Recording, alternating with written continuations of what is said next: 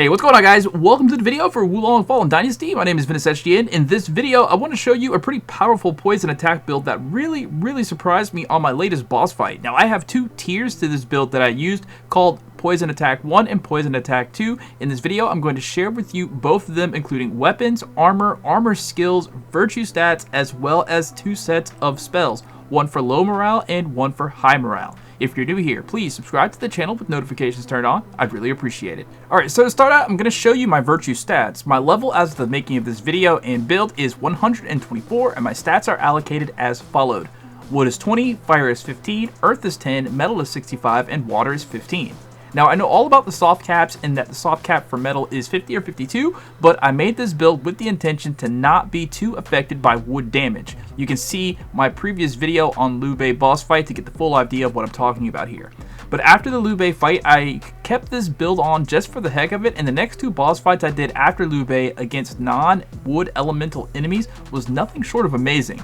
Now, I changed up the spells a little bit from the build that was in that video to this one, which is why I decided to make a second poison attack video. For my armor, I'm wearing the Tianzhu Hermit set, I think I'm saying that right, which has resilience in wood, metal, and water. For the skill attached to the armor, I made sure to include things that dealt poison damage and allowed me to deal more damage to enemies who are already affected by poison. So, toxin attack power, poison accumulation on enemies, spirit damage to enemies with poison, and damage to enemies with poison.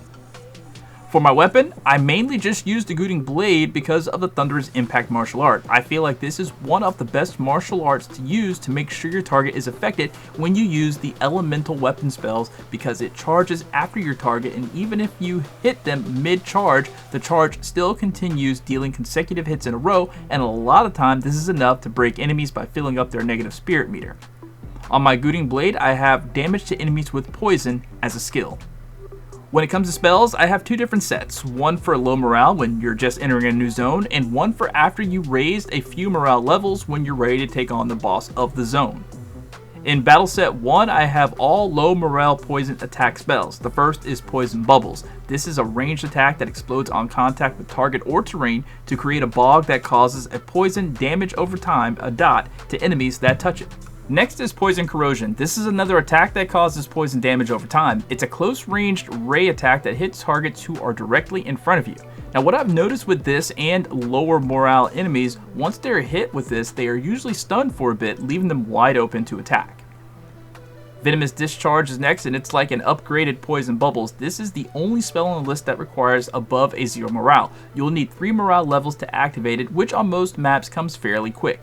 This works wonders on more aggressive normal enemies like tigers or the little mermaid things.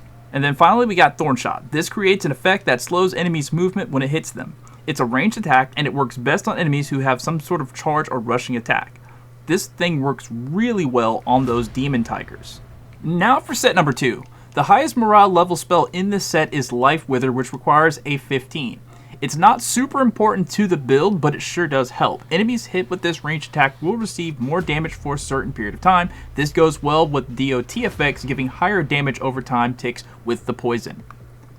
Next is Toxin Weapon. It's just the best for me because I can combine it, like I said, with the Guiding Blade martial art.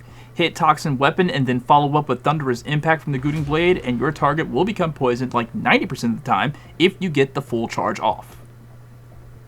Toxin Bubbles requires 7 morale, and it creates a poison bog in front of you. Now, whenever I find a melee attack time period on bosses, I'll 100% throw this thing on the ground and make sure that the boss is poisoned, and for as long as they are in it, they will take continuous damage.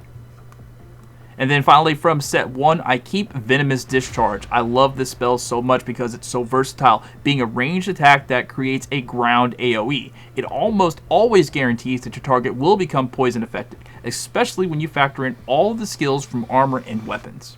And that's it. Those are my poison attack builds for low and high morale. Try these sets out and let me know if they don't do you justice. Seriously, I was like in the middle of a zone and I just finished off this boss fight and I was like, wow, this build is actually overpowered. And it's like I kind of shied away from making build videos on this game until I get to New Game Plus or beyond, because I kind of want to experience what that's like before I tell you this is the best, this is the best. But literally this build, I feel like it's just broken. Now, if you are struggling on boss fights, just give this a try and see if it helps. If you have any questions, please feel free to ask them down in the comments, and I'll answer as best I can. And if I don't know the answer, I will go and find it out. Thank you guys so much for watching. My name is Ventus, and I'll catch you next time.